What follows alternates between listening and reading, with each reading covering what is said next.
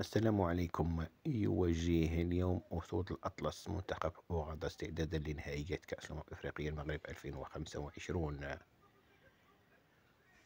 قبل التفاصيل لا تنسى دعمنا بلايك للفيديو والاشتراك في القناة. استعدادا لنهائيات كأس الأفريقيا التي تحتضنها المملكة المغربية 2025 يواجه منتخب المغرب منتخب أوغندا. قبل ذلك جرى المنتخب المغربي مباراة ودية أولى أمام موزمبيق وفاز عليه بإصابة واحدة ل0. موعد مباراة المغرب أوغندا الودية الثانية. المباراة تجرى مساء يوم الثلاثاء 18 من نوفمبر 2025. تنطلق مباراة على الساعة 8 بتوقيت المغرب تونس والجزائر. مباراة منقولة على قناة الرياضية المغربية وعلى قنوات بي إن سبورت. المغرب أوغندا، مباراة استعداد لنهائيات كأس الأمم الأفريقية المغرب 2025.